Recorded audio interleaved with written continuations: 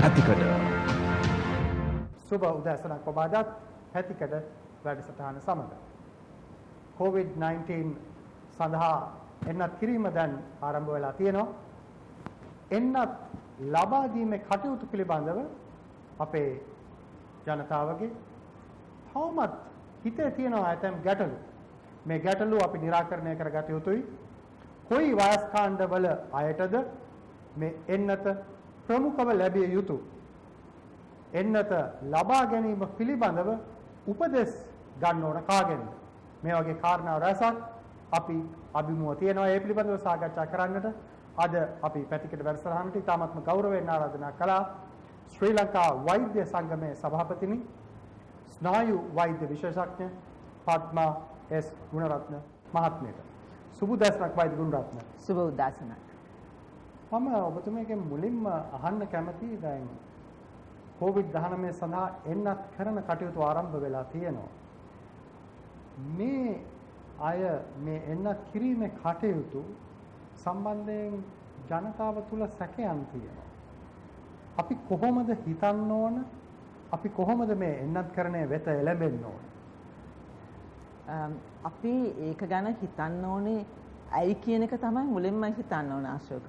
මොකද දැන් අපිට මේ මෙච්චර දවස් මේ වෛරස් කියන රෝග අලුත් જાති නෙමෙයි. වෛරස් කියන ඒවායින් තමයි අපිට හුඟ වෙලාවට කැස්ස හැම්බිරිසාව කියන මේ අසනීප හැදෙන්නේ. අපි මේවා ගැන කවදාකවත් මේවා ගැන සැලකිලිමත් උනේ නෑනේ. එක එක්කෙනාට බෝ වුණා නමුත් සැලකිලිමත් උනේ නෑ. නමුත් මේකේ ප්‍රශ්නය වෙලා තියෙන්නේ මේ කොවිඩ් කියන අසනීපය මේ වෛරස් එකෙන් මිනිස්සුන්ට ලොකු හානියක් වෙනවා. මේක තදට සමහර අයට ගොඩායින්ට රෝග ලක්ෂණ පහළ වුණේ නැති වුණාට ඊටාත්ම සෑහෙන ප්‍රමාණයකට මේකේ රෝග ලක්ෂණ මතුවෙනවා. ඊට පස්සේ ඒකෙන් නියුමෝනියාවක් එනවා.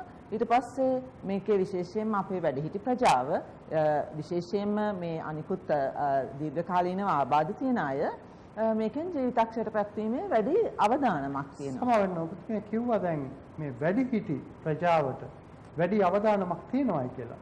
හැබැයි අපිට දැනට තියෙන තොරතුරු තියෙන්නේ සෞඛ්‍ය අමාත්‍යාංශයේ තොරතුරු තියෙන්නේ වයස අවුරුදු 30ත් 60ත් අතර ආයත තමයි මේ එන්නත ලබා ගැනීම මුල් වටේ වඩා ඉඩකඩ සකස් කරලා තියෙන්නේ. ඇයි ඔබ කියන්නේ මේ වැඩිහිටි අයට මේකේ අවදානම වැඩි නම් එහෙමනම් අපි ඒ පිළිබඳවත් කල්පනා කළ යුතුයි නේද? ඔව් ඇත්තෙමම මේකේ අපි වැඩිහිටියන් ගැන අවධානය දිව යුතුමයි. අපි එදිනදා ටීවී එකේ අපි මරණ සම්බන්ධව බැලුවොත් එහෙම බොහෝ වෙලාවට අපිට පේනවා මේකේ 70ක් විතරම තියෙන්නේ වයස 60ට වැඩි අයගේ අවධානය. අත් තමයි ජීවිත අවදානමක් වෙන්නේ. ඒ එක්කම මේ වෛරසය මේ අපේ මේ මියුටේෂන්ස් නැත්නම් විකෘති බවකට පත් වෙමින් බෙදීමේදී වෙනස් වෙමින් යන නිසා මේකදී මේ විශේෂයෙන්ම මේක පාලනය කිරීමේ හැකියාව ලෝකයටම අභියෝගයක් වෙලා තියෙනවා. ඒතර මේ අභියෝගය ජය ගැනීමට අපිට මොන ප්‍රතිකාර ක්‍රමයක් ආවත් දැනට අර අපි එදිනදා භාවිතා කරන ක්‍රම ටික තියෙනවානේ. මේ මුඛාවරණය පැළඳීම කියන එක තියෙනවා. මීටර අඩි 6ක විතර දුරස්ත භාවයක් තබා ගැනීම කියන එක තියෙනවා. නිතර අත සේදීම, කැසෙම්බ්‍රිස්සාවක් හැදුනොත් වැඩට නොයාම, සෙනග අතර ගැවසීම අඩු කිරීම කියන මේ මූලික කරුණු අපිට කොහොමත් මේවා පිළිපදින්න වෙනවා. ඒතර මේවා පිළිපදින ගමන් මේකේ අපිට ප්‍රතිකාර කිරීමේදී ඉතාමත්ම වැදගත් වෙන්නේ මේ රෝගීන්ගේ මරණ ප්‍රතිශතය අඩු කරන්න ඕන. මේ රෝගීන් රෝගී බවට පත්වීම ප්‍රතිශතය අඩු කරන්න ඕන. අපිට රෝහල් ගතවන ප්‍රතිශතය අඩු කරන්න ඕන. දැඩි සත්කාර ඒකක වලට යන ප්‍රතිශතය අඩු කරන්න ඕන. රෝග ලක්ෂණ පහළ වෙන ප්‍රතිශතය අඩු කරන්න ඕන. ඉතින් මේක කිරීමට අපිට දැනට තියෙන එකම පිහිට තමයි මේ එන්නත කියන එක. ඉතින් එතකොට මේ එන්නත ඒක නිසාම අපිට වැඩිහිටියන්ට ලබා දීමේ අත්‍යවශ්‍ය බවක් තියෙනවා. ඒතර මම හිතනවා අපිට එන්නත් ලැබෙන ආකාරය අනුව අපිට මේ සම්බන්ධව රජය මේ සලකා බලාවි කියලා මේකේ ප්‍රමුඛතාව ගැන සැලකිලිමත් වෙයි කියලා මම හිතනවා. මොකද ඒක අපිට වැඩිහිටියන්ට ප්‍රමුඛතාවය දීමේ අත්‍යවශ්‍ය බවක් තියෙනවා. වෛද්‍ය ගුණරත්න මහත්මයා දැන් අපි පහුගිය දවසේ ඇහුවා ඔබේ සංවිධානය ශ්‍රී ලංකා වෛද්‍ය සංගමය ලිපි එකක් නෙමෙයි දෙකක් මට මතකයි යොමු කළා තියෙනවා ඔබේ විශේෂඥ දැනුම සමග මේක වැදගත්.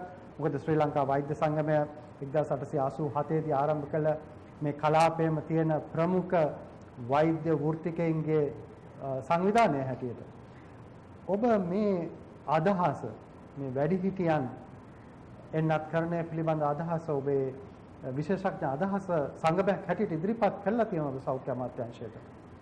ඒක අපි ඇත්තමම අපේ සංගමය ඉතාමත්ම පරණ සංගමයක්. ශ්‍රී ලංකා වෛද්‍ය සංගමය පිහිටවලා තියෙන එක ඔබ කිව්වා වගේ 1887 මේ යන්නේ අපි 134 වෙන අවුරුද්ද. අපිට සෑම ජාතියකම විශේෂඥවරු සමාජිකත්වයේ දරනවා. ඒ අවශ්‍ය හැම එකටම අපිට අනුකම්පිත තියෙනවා. ඉතින් ඒ වගේම අපිට කොවිඩ් සම්බන්ධව දැනුවත් කිරීමට කොවිඩ් ගැන අපිට තීරණ ගැනීමට අපිට ඒකට අදාළ අනුකම්පිතාවක් තියෙනවා. ඉතින් අපි මේ අනුකම්පිතයේ උපදෙස් මත ප්‍රමුඛතා ලයිස්තුවක් අපි හැදුවා මේ රටට ගැලපෙන ප්‍රමුඛතා ලයිස්තුව කියන එක. ඉතින් ඒක අපි රජයට බාර දුන්නා. හැබැයි රජය ඒකේ අපි අතර ගැටලුවක් නැහැ. මොකද රජයේ තීරණයකුත් තිබුණා මේ ඒ ආකාරයෙන්ම තමයි තීරණය තිබුණේ. අපි මේ වෙනසක් දැක්කේ නැහැ. මේ වෙනකම්ම හැමෝගෙම තීරණයක් තිබුණේ ඒක වැඩිහිටියන්ට මේ ප්‍රමුඛතාවය දෙන්න ඕනේ කියන එක. ඉතින් ඒකේ ගැටලුවක් තිබුණේ මේ ඊටමත් සුළු කාලයකදී තමයි පොඩි වෙනස් වීමක් වෙලා තියෙන්නේ. ඒ සම්බන්ධව ඒ අවධානය ඉක්මනට යොමු කරાવી කියලා අපි විශ්වාස කරනවා.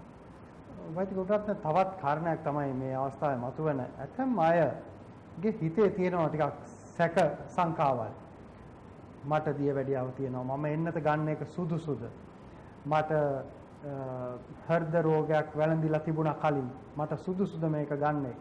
මෙන්න මේ වගේ කාරණාවලට ශ්‍රී ලංකා වෛද්‍ය සංගමයේ හැටියට ඔබේ විශේෂඥයන්ගේ අදහස් එක්ක කොයි වගේ උපදේශක්ද අපේ පොදු ජනතාවට දෙන්න පුළුවන්? අපිට ඒක ඉතාමත්ම වැදගත් ප්‍රශ්නයක්. මොකද මේ අවස්ථාවේදී අපි දැන් මේක හැදුනහම මේ ආසාදනය හැදුනහම අපි දන්නවා ඉතාමත් වැඩි කොටසකට රෝග ලක්ෂණ පහළ වෙන්නේ නැහැ.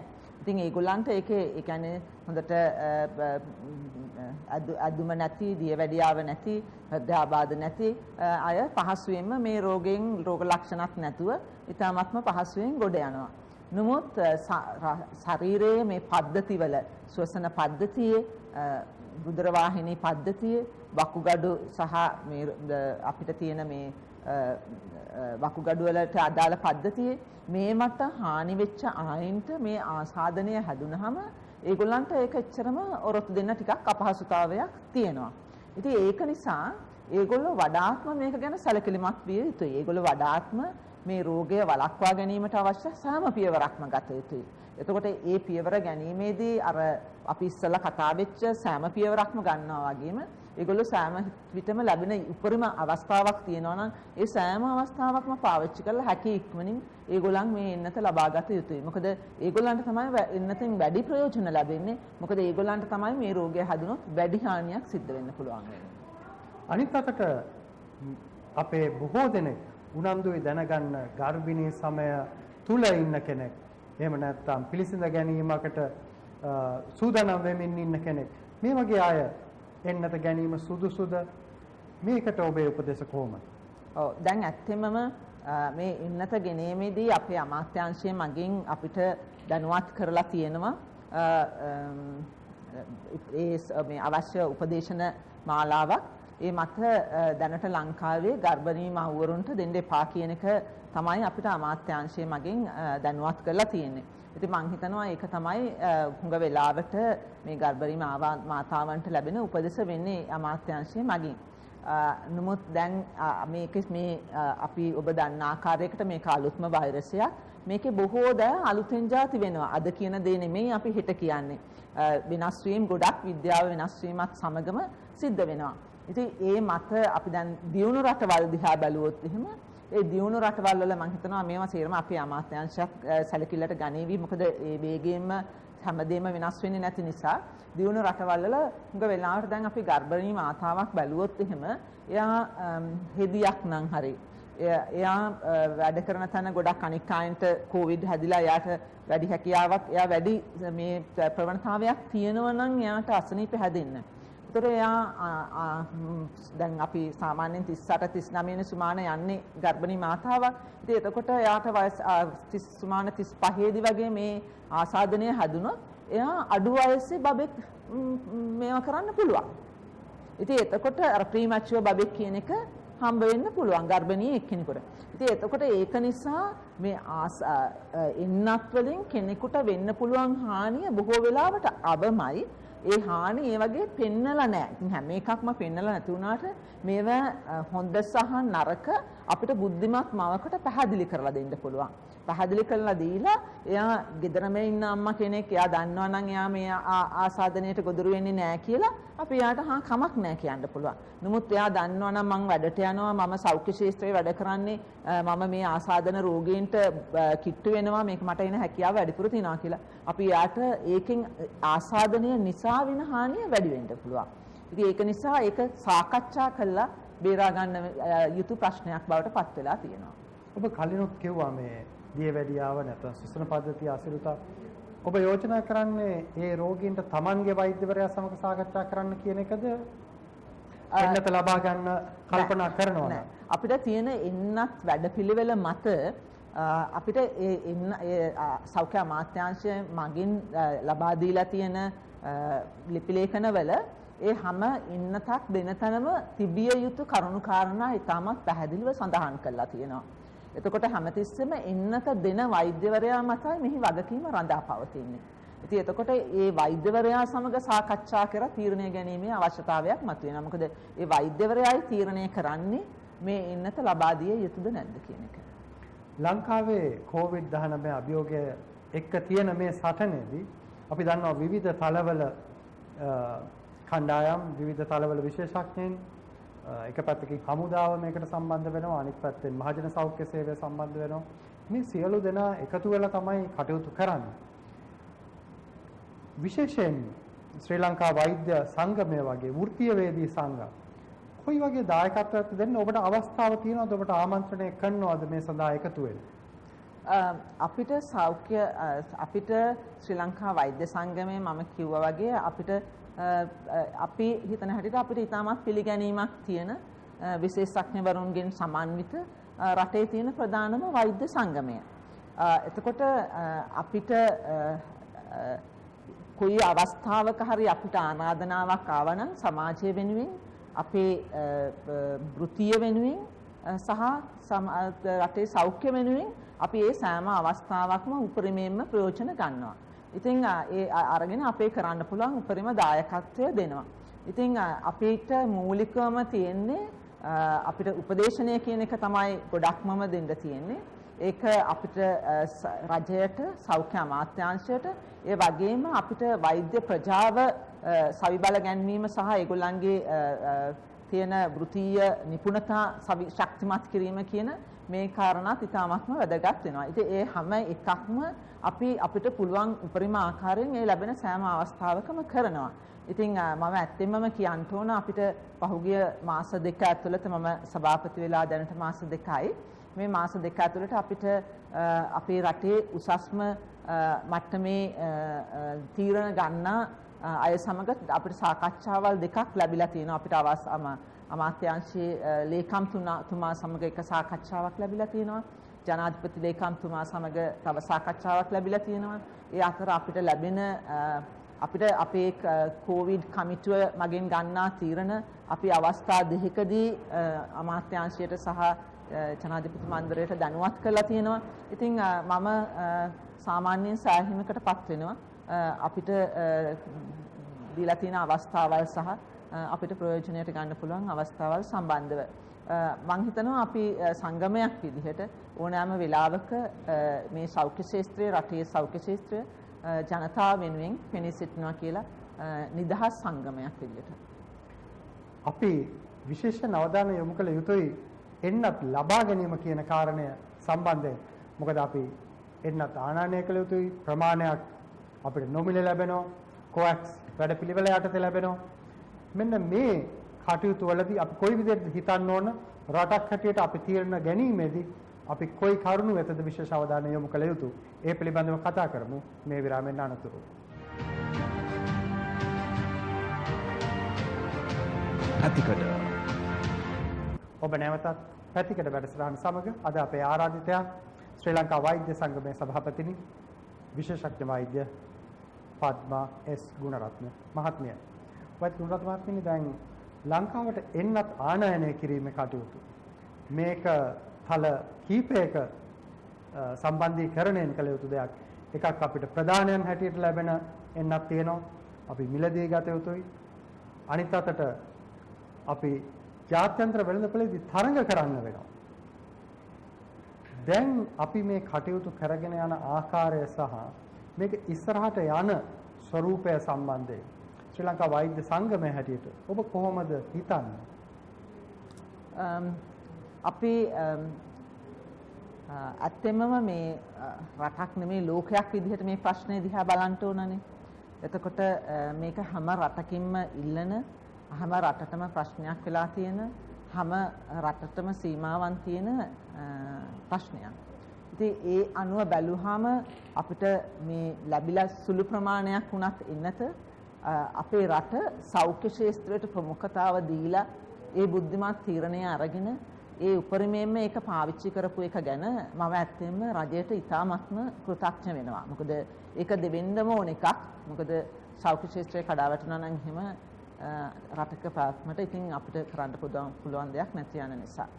ඊට අමතරව දැන් අපිට දෙන්න අපි දන්නවා සෞඛ්‍ය අමාත්‍යාංශයට අපිට වෙනමම තියෙනවා අපිට එන්නත් කියන එක අලුත් දෙයක් නෙමෙයි රටට. අපි එන්නත් පාවිච්චි කරන්නේ මේ 1800 ගණන් ඉඳලා ඊට පස්සේ එන්නත් වලටම අදාළ කමිටු තියෙනවා. ඒ කමිටු වලින් ඒ සාමාන්‍ය විදිහට ගියා නම් එහෙම ඒ කමිටු වලින් ඉක්මන්ව තීරණ දෙන කමිටු නෙමෙයි. නමුත් මේ අවස්ථාවේදී අවස්ථාවල් සලකලා ඒ සෑම එකක්ම විශේෂ කරුණු විදිහට සලකලා විශේෂ හදිසි අවස්ථාවල් වල පාවිච්චි කළ හැකි විදිහට එන්නත් ලබා දීමට අවසර දීලා මේ එන්නත් අපිට ගෙනහලා දුන්නා. ඒකත් අපි රජයට කෘතඥපූර්වව සිහි කරන්න ඕනේ. ඒ වගේම 20%ක් අපිට මේ ජනතාවට WH එක හරහා ලැබෙන එන්නත් ප්‍රමාණයක් තියෙනවා. අපිට ඒක හරි ආකාරයට අපිට වැඩිහිටියන්ට ප්‍රමුඛතාවය දීලා ඒක ලබා බෙදා දීවි කියන එක ගැන ඒක ගැන අපි බලාපොරොත්තුවක් තියෙනවා. ඊටත් අමතරව අපිට කියලා තියෙනවා තවත් රජයෙන් මම හිතනවා ලක්ෂ 500 දෙකක් වගේ ඊළඟට එනවා කියන එක. ඉතින් මේ ආකාරයට බලලා අපිට අඩුම ගානේ ඊළඟ මාස 3 ඇතුළත 70%ක්වත් අපේ ජනතාව ප්‍රතිශක්තිකරණය කරගන්න පුළුවන් වුණොත් අපි හිතනවා රටක් විදිහට අපිට ඉතාමත් හොඳ තැනකට යන්න පුළුවන් වෙයි කියන එක. ඉතින් මේක ගැන වගකීම රජයකට තියෙනවා, සෞඛ්‍ය අමාත්‍යාංශයට තියෙනවා. ඒ වගේම රටේ ජනතාවට මේක ගැන ලොකු වගකීමක් තියෙනවා. මොකද ජනතාව හිතනවා මේ එන්නත තමයි අන්තිම එන්නත දුන්නොත් අපිට සේට්ටම අර පෙර ජීවිතයට ගත කරන්න පුළුවන් කියන එක. ඉතින් ඒක සම්පූර්ණයෙන්ම වැරදි අවබෝධයක්. ඒ අවබෝධය සම්පූර්ණයෙන්ම නැති කර ගන්න ඕන. මොකද එන්නත තිබුණත් අර පෙර මේ පරිදි ජීවිතයකට යෑමේ අපහසුතාවයක් තියෙනවා. ඒකට අපි කිව්වා වගේ දිගටම මුවාවරණ පාවිච්චි කරන්න ඕන. ඒක ඉතුරු වැඩ ටිකට කරන්න ජනතාව ලොකු සහයෝගයක් දිය යුතු වෙනවා. ඉතින් මේ ආකාරයට ඉතාමත්ම චැලෙන්ජිං තත්ත්වයක් තියෙන්නේ. ඒකට හැමෝම එක ආකාරවම හිඳලා තමයි රටක් විදිහට ගොඩ යන්න වෙන්නේ. වෛද්‍ය ගුණරත්න දැන් අනිත් පැත්තේ මතුවෙන තත්ත්වය දැන් මේ කොවැක්ස් වැඩපිළිවෙල යටතේ අපිට ලබා ගන්න එන්නත් අපි කොහොමද මේක එක මූලාශ්‍රයකින් ගන්නවද? මම කැමතියි ඔබේ අදහස් දැනගන්න මේකට. මොකද දැන් අපි ඔක්ස්ෆර්ඩ් ඇස්ට්‍රාසෙනිකා එන්නත කොවිෂීල්ඩ් හැටියට ඉන්දියාවේ නිෂ්පාදනය කරන එන්නත තමයි අපිට මේ මොහොතේ මුල වටේ ලැබුණේ. ඔව්. ඒකට අපි ඊළඟ වටවල මේ කොවැක්ස් වැඩපිළිවෙල යටතේ ගෙන්න ගන්නකොට අපි රට එකම මූලාශ්‍රයක එකම නිෂ්පාදන ඒකක එකම ආයතනයක නිෂ්පාදනය කරපු ඒවා මත බලාපොරොත්තු තියෙන එකද වෛද්‍ය විද්‍යාත්මකව වඩා ගැලපෙන්නේ නැත්නම් අපිට ගන්න පුළුවන් මූලාශ්‍ර ගානකින් චීනෙන් රුසියාවෙන් එහෙම විවිධ තැන් වලින් ගන්නව එක ගැලපෙන්නේ මෙහෙමයි ඉතින් දැන් අපිට ගන්න තියෙනේව නම් අපිට එකම මොකද අපිට දැනට එන ඉන්නත ගැන අපි ඉතාමත් සාහීමකටපත් වෙනවා කොවිෂීල්ඩ් එක ගැන අපි සාමාන්‍යයෙන් හොඳ ඉන්නතක් විදිහට අපි හැමෝම ඉතාමත් සාහීමකටපත් වෙනවා නමුත් කොවැක්ස් එකෙන් එන එක අපිට තීරණය කරන එකක් නෙමෙයි කොවැක්ස් එකට රටවල් හැම එකෙම දෙන එකතු කරලා ඒකෙන් හැම රටටම විදන එකකින් විදිහට තමයි ඒක WHO එකෙන් මෙයා වෙන මූලික දෙයක් විදිහට අපිට මේ ලැබෙන එක වෙන්නේ. ඉතින් එතකොට මම දැනුවත් නැහැ අපිට choice එකක් දෙන්න පුළුවන්ද බැයිද කියන එක. ඉතින් ඒ එකම දැන් මේක අභියෝගමත් අවස්ථාවක් නිසා මම හිතනවා නම් චීනෙන් දෙනවා නම් මම දැන් දන්නවා පාකිස්තානයට වැක්සිනේෂන් ඉන්නත් සියල්ලම ගේන්නේ චීනයෙන්. ඉතින් එතකොට ඉතින් අපිට හම්බ වෙනවා නම් චීනයෙන් මේකක්. එතකොට ඒක අපිට මම හිතනවා ඉතින් ඒක මේ අවස්ථාවේ හැටියට ඒක වැදගත් දෙයක්. මොකද මේ අපි එක්කෙනෙකුට එන්නත් දෙකක් කලවම් කරලා ගහන්න ඕනේ හොඳ නෑ කියන එක සම්පූර්ණයෙන්ම පිළිගැනීමක ඉන්නවා. නමුත් දෙන්න තියෙන ප්‍රමාණය අනුව බැලුවාම අපිට දැනට තියෙන හැම එකේම මේ සාමාන්‍යයෙන් සෑහෙන හොඳ 70%කට එහා ගිය ආරක්ෂිත බවක් තියෙනවා කියන එක සෑහෙන සලකුණු තියෙනවා මේ හැම එන්නතකින්ම වගේ. ඉතින් ඒක නිසා මම හිතනවා ඉන්නත් හැම එකම අපිට ඉතින් බාර ගන්න වෙනවා කියලා. ඔබ මේ වැඩසටහනේ මුල කොටස සඳහන් කළා ශ්‍රී ලංකා වෛද්‍ය සංගමයේ කමිටුවක් තියෙන බව මේ ආචාර ධර්ම ඒ ආදී කටයුතු කරන්න කොවිඩ් වලට විශේෂිතව. ඔව්. මේක ඉතා වැදගත් ආරංචියක්. මේ වගේ අවස්ථාවක කොයි වගේ ආචාර ධර්මීය කරුණු පිළිබඳවද අපි අවධානය යොමු කළ යුතුයි? අපිට ආචාර ධර්ම කතා කරන්න ගියොත් එහෙම මේ වගේ අවස්ථාවක ඊටාම ලොකු පරාසයක එක විනාඩි 5ක උත්තරයක් දෙන්න බැරි ලොකු පරාසයක ආචාර ධර්ම ගොඩාක් තියෙනවා කතා කරන්න. විශේෂයෙන්ම අපිට වෛද්‍ය වෘත්තියට උගන්වන ආචාර ධර්ම විශාල පරාසයක අපිට තියෙනවා කරන්න කියලා. අපි මූලික ආචාර ධර්මයක් තමයි දැන් මේ මම කිව්වේ දැන් කාටවත් අපි බල කරන්නේ නැහැ වැක්සිනේෂන් ගන්න කියලා. ඒ හැම එක්කිනාටම තම තමුන්ට අයිතිය තියෙනවා. අපි ඕටොනොමි කියන එක අපි කියලා දෙනවා මේක මෙහෙම මේකයි මේක මෙහෙමයි හොඳ නරක මේකයි. ඒවා මූලික ආචාර ධර්ම අපිට තියෙන එක. ඊට පස්සේ අපි හැමතිස්සෙම අනිත් එක්කිනාට හොඳක් කරන්න ඕනේ කියන එක. අපි කොයි වෙලාවක නරකක් නොකර යුතු කියන එක. ඊට පස්සේ හැමෝටම සමානාත්මතාවයෙන් සලකන්න ඕනේ කියන එක. ජස්ටිස් හැමතෙම සමානාත්මතාවයෙන්ම පුළුවන් තරම් මේවා කරන්න ඕනේ කියන. ඉතින් මේ වගේ ඊට පස්සේ දැන් අපි මුලින්ම බැලුවාම අපිට මේ කොවිඩ් කියන එක මුලින්ම අපිට කවදාකවත් අපි කවුරුවක්වත් ජීවිතේදී දැකලා තියෙන මේකක් නෙමෙයි. අපි ඉතින් ගෙවල් වල ඉඳන් බලනකොට අපි දැක්ක මාධ්‍යයෙන් ආචාර ධර්ම කොහෙත්ම මේකට ගැලපෙන්නේ නැති ආකාරයකට යන මේකක් දැක්දුටුවා. ඊට පස්සේ ඒවා ටික වෙනස් වෙලා ඒව සේරම ටිකක් ඉගෙන ගත්තා අපි ටිකෙන් ටික. ඉතින් ඒ වගේ දැන් රෝගියෙක් බැලුවාම රෝගියාගේ මුහුණ පෙන්වන්නේ අපි රෝගියා අඳුරන බවකට දන්වන්නේ නැති ඒ ආචාර ධර්ම අපි කතා කරනකොට රෝගියා හඳුන්වා නොදෙන ආචාර ධර්ම රෝගියාගේ රහස්‍යභාවය රකින්න ආචාර ධර්ම. ඉතින් ඒවා සේරම තව මේක ලොකු පරාසයක තියෙන මේකක් තියෙනවා. දැනටමත් මේ ආචාර ධර්ම බොහෝ අපේ එදිනදා ජීවිතයේදී දකින්නවා කැඩෙනවා. එක්කෙනෙක් අසනීප වුණොත් ඒක අනිත් එක්කෙනාගේ ටෙක්ස්ට් මෙසේජ් එකක්. ඒක මෙයාට මේකයිලු මෙහෙමයිලු කියලා. ඉතින් ඒවා සේරම අපි ආචාර ධර්ම වලට විරුද්ධයි වෛද්‍යවරු හැටියට. ඉතින් මේක ලොකු පරාසයක ලොකු පුහුණු වීම ගොඩක් දෙන්න පුළුවන්. වෛද්‍යවරුන්ට පුහුණු වීම දෙන්න පුළුවන්, මාධ්‍යයට පුහුණු වීම දෙන්න පුළුවන් ලොකු පරාසයක තියෙන මාතෘකාවක්. දැන් පහුගිය දවසේ එක සංවාදයක් ආවා. මොකද එන්නත් ලබා ගැනීම සඳහා ලියාපදිංචි වෙන්නේ. ඉන්ටර්නෙට් ඔස්සේ ලියාපදිංචි වීමේ වැඩපිළිවෙලක් හඳුන්වා දෙනු ලැබුවා. දැන් මේ වගේ එකක මොකද හැම කෙනාම ලියාපදිංචි වෙද්දී අහනවා මොකද්ද ඔබේ රුධිර ගණය මොකද්ද? මේ වගේ ප්‍රශ්න අහනවා. දැන් මේ කටයුතු කොහොමද ජාත්‍යන්තර අධ්‍යක්ෂින් දිහා බැලුවාම මේවා මේ පබ්ලික් ඩොමේන් එකේ එකතු වෙන මේ තොරතුරු එළියට යන්න පුළුවන් අභියෝග මතුවෙනවා. මේ වගේ අවස්ථාවලදී විශේෂයෙන් හිතන්න ඕන කොහොමද? ඇත්තෙන්ම අපි මට හිතන විදිහට මගේ පුද්ගලික මතයේ විදිහට දැන් මේ ටෙක්නොලොජි මේ අපිට දැන් තියෙන මේක ඉතාමත් උසස් නිසා හැම තැනම අපිට කරදාසි පාවිච්චි නොකර සිස්ටම් එකකට යන්න තමයි බලාපොරොත්තුවක් තියෙන්නේ. මොකද රුහල් වල අපිට මේ ටෙක්නොලොජි පාවිච්චි කරන්නේ නැති හින්දාම ගොඩාක් වේස්ටේජ් එකක් තියෙනවා. ගොඩක් වෙලාවට අපේ මේ සම්පත් ඉතාමත්ම නාස්ති වෙලා යනවා. මොකද අපි දැන් රෝගීන් ඉන්නවා අපේ පොළොන්නරුවේ ස්පිරිතාලෙට ගිහිල්ලා ඒ පරීක්ෂණය කරනවා. ඒක පැත්තකින් ගෙදර තියෙනවා. ආයෙ ඇවිල්ලා කොළඹ රෝහලට ඇවිල්ලා ආයෙ පරීක්ෂණයක්ම කරනවා. ඉතින් ඒ වගේ ඉතින් සම්පත් ගොඩාක්ම නාස්ති වෙනවා අපි මේ ටෙක්නොලොජි පාවිච්චි කරන්නේ නැති හින්දා. ඉතින් මේ රහස්‍ය බව කියන එක ඒක ටෙක්නොලොජි එක ඇතුලේ තියෙන්න ඕන. ඒකට ඒ ඇෂුරන්ස් එකක් දෙන්න ඕනයි මේ කියන බව රහස්‍ය බව සම්පූර්ණයෙන්ම රකින්න ඕන. නමුත් අපිට මේ මොකද ඒකට ටෙක්නොලොජි නම් පාවිච්චි කරන්නමම ඕනේ. එහෙම නැත්නම් එහෙම මේ වගේ විශාල ප්‍රමාණයක් අපිට මේ පාලනය කරන්න, විශාල ප්‍රමාණයකගේ දත්ත එකතු කරන්න, ඒවා ඒ ටිකට මේ ඇනලයිස් කරන්න මේ සේට්ටම අපි අතකින් කරන්න ගියොත්, මැනුවලි කරන්න ගියොත් එහෙම ලොකු ප්‍රශ්නයක් මතුවෙනවා. ඉතින් ඒකෙන් හින්දා මම හිතන්නේ අපිට මේ ටෙක්නොලොජි පාවිච්චි කිරීමේ කිසි ප්‍රශ්නයක් තියෙනවා කියලා. රහස්‍ය බව රකින්න ඕනේ කියන එක සම්පූර්ණයෙන්ම එකඟයි. වෛද්‍ය ගුණරත්න මහත්මියනි බෙහෙවින්ම ස්තුතියි අද ප්‍රතිකර සංවාදයට එක් වුණාට. බොහොම ස්තුතියි.